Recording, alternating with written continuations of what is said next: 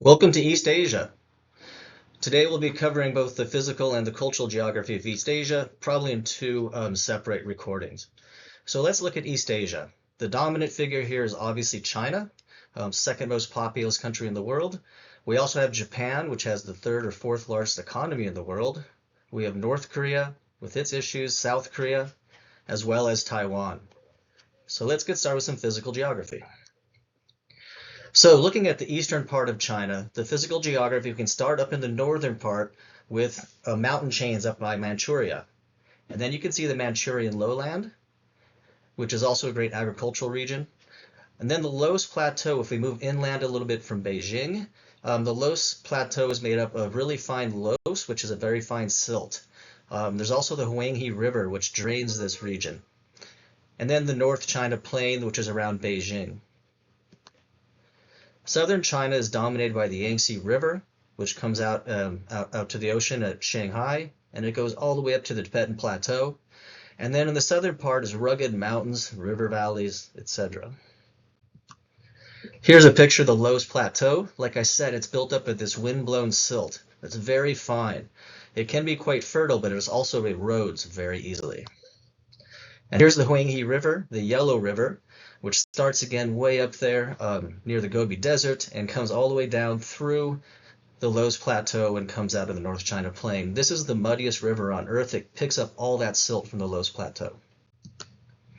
And then the southern mountains and rivers. This is a great example of karst topography, limestone-based topography. And you can see how rugged the terrain is and the river valleys for agriculture. And if you look at China's population density, it's almost most of it is in that eastern section, with huge amounts in the East China Plain, as well as along the Yangtze River. As you go further west, there's much less. So looking at Western China, in the northern part you have the Gobi Desert, a very dry desert that kind of separates out Mongolia from China. Further on to the west, you have the Taklamakan Desert. We're going to look at that in more detail in a moment. And just below that is the Tibetan Plateau. This is behind the Himalayas, and its average elevation is 15,000 feet. And you see a lot of rivers begin there, but it's a very dry and cold place with very low population densities. So just the pictures of like the Gobi Desert. The Taklamakan Desert, as I mentioned, is out there in the western part. And if we zoom in on it, it's a basin. The middle is a desert, and it's ringed by large mountains. These mountains get more rainfall, and then the rivers come out of those mountains, and they disappear in the desert. But all of those settlements, those little red dots, are all along those rivers as they exit the mountains.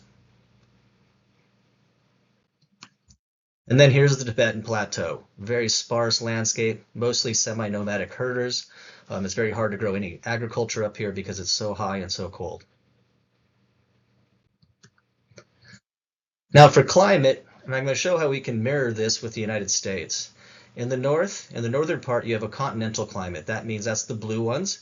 That means that you have very cold winters and moderate temperate summers. In the middle, we can see coming out from Beijing, the steppe climate, which is in the yellow, and the orange are the desert climates. And in the south, you have a humid subtropical climate. And we'll talk more about that in a moment. It looks a lot like the southeast US. So humid subtropical has really hot summers and relatively mild winters, but lots of rainfall. And note at the little far tip, you also have a tropical monsoon climate. Japan and North Korea in the north, they have continental climates, and in the south, they have those humid subtropical climates. You can see how that pattern goes with the mainland. And then Taiwan, the island off of the mainland of China, has a very humid subtropical climate, again with very warm and moist summers and moderate winters. Now if we look at the United States, that eastern part mirrors our climates. Like in New England, that's similar to what you see in the Manchuria one or in North Korea. And down in the lighter blue, we see that also in those northern parts of the Korean Peninsula, China, as well as Japan. And then the green is that humid subtropical like the American Southeast. And the tip of Florida is very similar to that tip of China on their eastern seaboard. Now Taiwan's physical geography, it's a very forested and mountainous island. It has a mountainous backbone with some small coastal plains on its western side. And it sits on the Tropic of Cancer. So it's partly within the tropics. So again, you can see that on these climates, the same patterns that we just discussed, going from those continental climates in the north, humid subtropical in the middle and the south, and then the further south you have that tropical wet. And don't forget those steppe climates and desert climates that are in the yellow and orange. Now, Korea's physical geography, it's a very rugged peninsula. The North Korea is much more rugged than the South. South Korea has more river valleys for agriculture and can support larger populations because of that.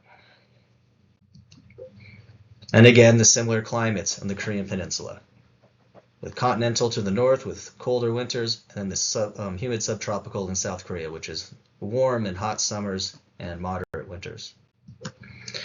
Now for Japan's physical geography, it's about the size of California.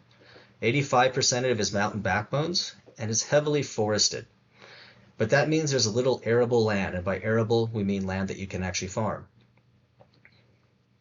which puts a lot of pressure on its high population.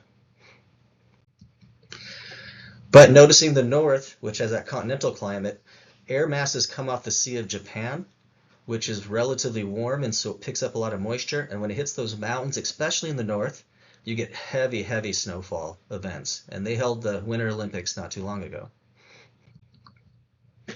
Now going to plate tectonics, this region, the mainland China is relatively stable, does have earthquakes, but it's away from most tectonic plate boundaries.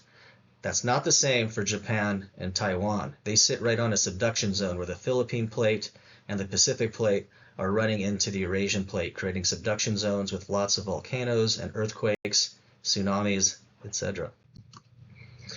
So this shows tectonic activity. In the dots are earthquakes, and the volcanic activity you can see in the red. Whereas mainland China has relatively less, mostly earthquakes. Here's an example of the volcanoes in Japan. You can see there's quite a few of them. And then also the earthquakes that happen, they can create things like tsunamis, which we've seen in the recent past. Now, in terms of environmental issues, we can see kind of two areas. To the east, whether it's Japan, the Korean Peninsula, or the eastern part of China, we have heavy human impact. That's what the reds stand for. As you move toward the east, or the west, I'm sorry, at the Tibetan Plateau or the Gobi Desert, there's a lot less because there's not very low population densities and not much to change in terms of the environment. Some of the environmental issues we have for China is in northern China, in the lowest plateau, you have lots of erosion and flooding, especially along the Huanghe or the Yellow River, and then that erosion, as I mentioned, making Huanghe the world's muddiest river. Other ones, in terms of forests and deforestation, little conservation in Japan, but much more, or in China, but much more conservation in Japan. They've seen reforestation trends, and as I said, 85% forested and mountainous. But they do use wood, so they mostly import those wood products instead of cutting down their own forests. But in China, you can see that, especially in that southern part, that red areas is lots and lots of deforestation. Other big problems, especially for China, is mounting pollution. So everything from water pollution, toxic waste, air pollution is really bad as well, especially from coal, and it has 16 of the 20 most polluted cities on Earth. Japan, Taiwan, and South Korea are relatively clean, but as I mentioned, they export their environmental problems. They've offshored a lot of their industry, they import wood products and other things, and so that means that they're clean, but they do cause environmental issues elsewhere. So we're going to stop here, and then I'll pick up again on population and settlement. Actually, let's just go straight through. Why not? So for population and settlement, what you can see is on that eastern side is where most of the population is concentrated, but as you move to the west, it becomes less concentrated and a lot lower populations in the Tibetan Plateau and in those desert and steppe areas. So for Japan, it has 124 million people. Its fertility rate is 1.38, so that's below replacement level. And that means that they have a negative growth rate. Their population is declining. And that creates some issues about whether a declining population is good or bad. And you can see that in their population pyramid, how it turns into an inverted pyramid, so kind of like a V, that means that population is about to shrink or is shrinking. South Korea has over almost 52 million people. Their fertility rate's even lower at 1.1, but it happened more recently. So they still have a positive growth rate at 0.2%, but it's going to go negative very soon. And that's a very low growth rate. North Korea has a smaller population, about 26 million, a slightly higher fertility rate, but it's still below replacement level. So their natural increase rate is only 0.4%. And you can see how they've kind of flatlined out and are lowering their rates. Taiwan has about 24 million people. Their fertility rate is only 1. So on average, a family is only having 1 child. And you can see that their growth rate has gone to 0 and it's going to go negative very soon. And then we have China with 1.4 billion people. It used to be the world's largest country, but recently India has surpassed it. So now China is the second most populous country in the world. And their total fertility rate is only 1.4. And in the last year, they actually went into a slight negative growth, which is only going to continue unless they change some of their policies. Which relates to the China's one-child policy. They had a very rapidly growing population. And so in 1979, their government decided that they were growing too fast and they had to limit this. So they created the one-child policy, which had incentives to have 1 child. So you have to get a permit, you could have 1 child, and you got free family planning. One thing to note about that permit, you could have a second child, but then you'd have to pay fines. And for a poor country at that time, that was very difficult to do. If you lived in the countryside or you're an ethnic minority, you could have 2, maybe 3 kids. It was mostly the urban areas and the Han majority, which is the largest ethnic group in China.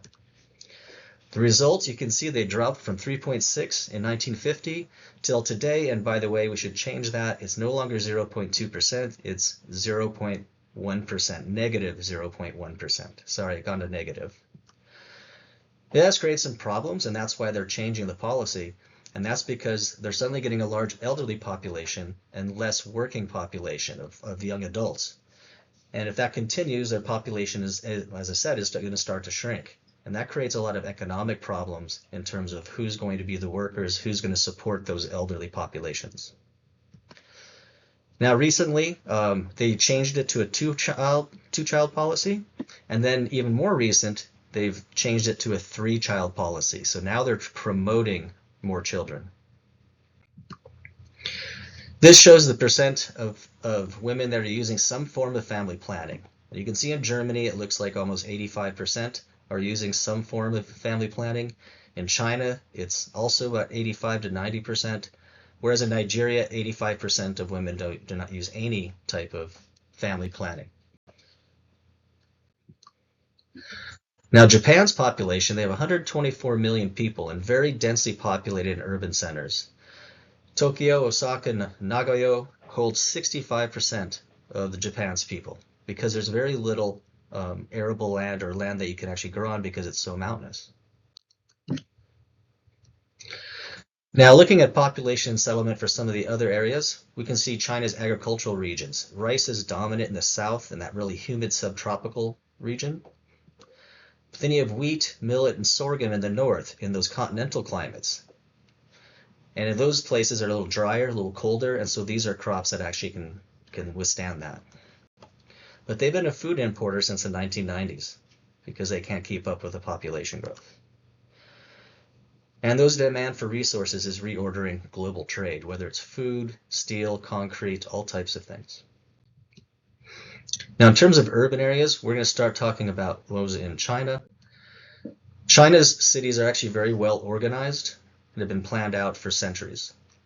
This is Beijing, their capital city, and you can see kind of this grid pattern and how it's ordered. And here's a picture of some of the new cities that they're creating and forming. As their population has grown and migration from rural to urban areas, they've created new cities. And this is an interesting quote, just saying how fast that China's population, urban population, will expand from 572 million in 2005 to almost 1 billion today. And it'll hit that 1 billion mark here in a few years. And if it continues, they'll add 350 million people, which is more than the entire US. And today they have over 219 cities with more than 1 million people. Now, moving to cultural geography, let's talk about some languages and ethnicities. In China, the dominant language is Mandarin Chinese, and that's mostly with the Han majority. You can see that in the light green. But if you go to the south, you're going to find a lot of more ethnic and different types of languages. They are related, but you can't really communicate verbally, but you can with the written form. The Korean Peninsula, they speak Korean. It's considered its own language family. And in Japan, they speak Japanese, which is also considered its own language family. Now, in terms of the language system, what's very unique about the Sinitic language branch, which includes Mandarin Chinese and those other ones, is the writing system. It's not based on sounds, it's based on ideograms. And Japan does a similar one. They have alterations. And in Korea, they adopted the Roman alphabet. But the nice thing about the ideographic writing is if you can't communicate verbally, you can communicate through writing because the symbols are the same.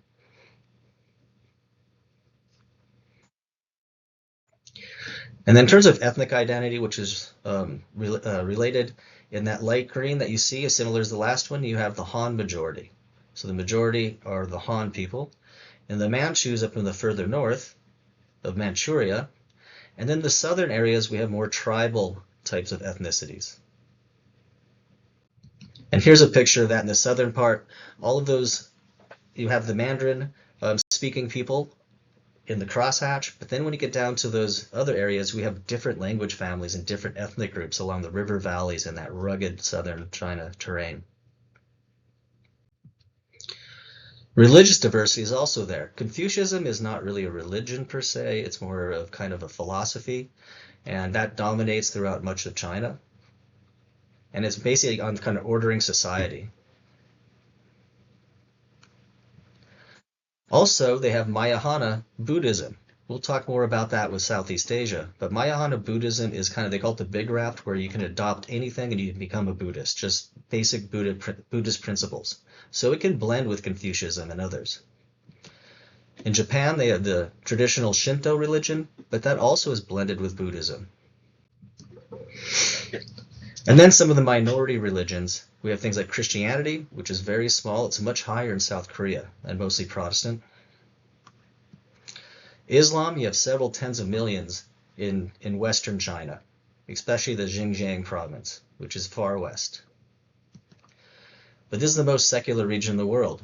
Like I said, Confucianism is a philosophy, and Marxism/communism supports secularism to a degree. Now, in terms of geopolitics, we have to start off talking about British imperialism.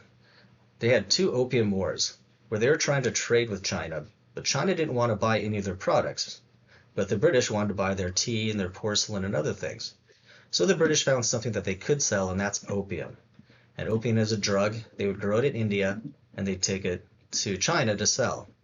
Well, China got upset with this, and in 1839 they ended the opium trade, and so England declared war on China, and that was the first Opium War. There was a second one in 1856 to 1860. And the results of these wars, which the British won, was that they divided China up into spheres of influence. In the northern part, you had Russian terrain that had their area. In the yellow, you had Germans. In the red, you had the British. And in the south, you had a bit of the French. And so they divided it up, and that kind of did that. And Japan was opened up by U.S. diplomacy in 1854, where we sent in gunboats into their harbors and said, open up to trade with us. So here's kind of a way that you can split kind of the history of China. You have the Chinese dynasties and European colonialism that ended in 1911. Then they became a republic. But they ended up with a civil war between the communists and the nationalists. And during World War II, they set aside the Civil War as they had to fight the Japanese who would come in and colonize, and that ended in World War II. The communists eventually defeated the nationalists, so the nationalists fled to Taiwan, and the mainland became the communist country, the People's Republic of China. Now, post-World War II, there's been a lot of changes. The division of Korea between the North and the South. And the Korean War is still actually they've never actually officially ended it. And that happened in the 1950s. China was divided, of course, between the communists and nationalists. The communists came out on top and the nationalists fled to Taiwan. And then China expanded its territorial domain, going out to Tibet, Xinjiang, and Inner Mongolia, some of those drier regions to the west. They've also been involved in the Spratly Islands, which are down near Southeast Asia, trying to claim those for things like fishing, but especially oil and natural gas rights. And then Hong Kong, which was a British protectorate, all the way till 1997, it was turned back over to China. Here's a picture in the Xinjiang province of Muslims getting their ID cards checked. And again, that's a region that was taken over by China, and it is predominantly Muslim. And here you can see that the Xinjiang is way out there in the left, the furthest out to the left. You can see Inner Mongolia as well as Tibet. That China expanded their territory in the 1950s especially. Now, of course, China is a global power. World's largest army, nuclear weapons, missile technology, fighter jets, you name it, they're very powerful. But there are human rights issues when you think about Tibet, and today about the Xinjiang province against Muslims. And relations with the US is pretty low. All right, let's move on to development and some economics.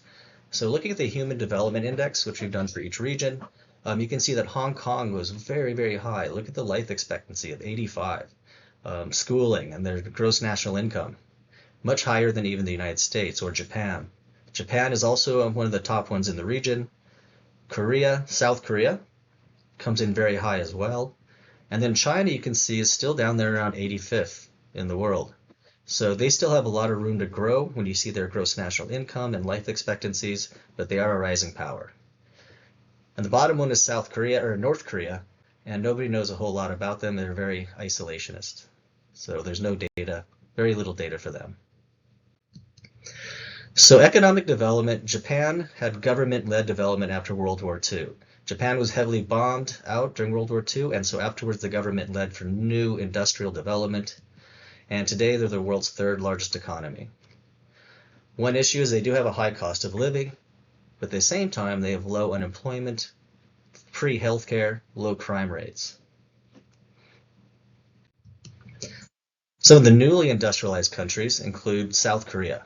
In the 1960s, they did a program. They were one of the poorest countries in the world, and they did export-led economic growth where they produced for export. And they started with cheap consumer goods and then moved to heavy industry, cars, and now they're very high-tech. If you think about Samsung and all of these high-tech things that are coming out of South Korea, and they've risen up to be a first world country. And then Taiwan and Hong Kong, they also had government-led guided economic development in Taiwan. Hong Kong had a free trade, laissez-faire, market-based development. For Chinese, their economic development started after their independence and after the Communist War against the nationalists ended, and they tried the Great Leap Forward in the 1950s, where they tried to plan out their development. They didn't work very well. For example, they put quotas on rural villages on how much steel they had to produce, and these are farmers. So to meet the quotas, they would melt down their plows and turn that in, and that led to massive starvations and lack of food supply. So it wasn't really a great leap forward. The 1960s, they did a cultural revolution, trying to purge the country of market-based ideas and academics and other things like that. But in the late 1970s, they started to open up, and they did special economic zones along the coast. These are zones that were allowed to trade with outside entities, invite foreign corporations to come in as long as they worked with their government, and those spread across that eastern coast, I should say, of China. And that led to 5% economic growth today, and a huge trade deficit that the US has with China, and you can see those numbers from 1985 being barely anything to 2022 being really high.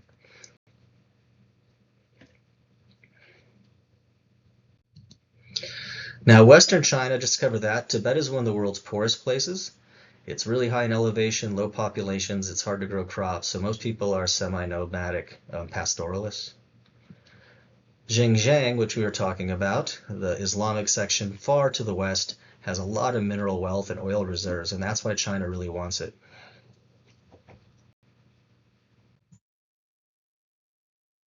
So again, this is our region of China, and I'm sorry, of East Asia. It's getting a little long here, so I'm starting to slow down with my speaking. But you have Japan, North Korea, South Korea, China, and Taiwan. And again, the most populous region in the world, and a very, very diverse one as well. One final thing to mention is China's been very involved in international affairs and international development, and they created what's called the Road and Belt Initiative. Huge infrastructure projects, from dams to highways to railroads, you name it. It began recently, just over 10 years ago, and now 147 countries have signed on. And especially in sub-Saharan Africa, Central Asia, Eastern Europe, even parts of Latin America. Now the issues is that they're bringing in development in terms of infrastructure, but it comes at a cost in that they have to hire like Chinese companies, and it's also often meant to extract resources from these places.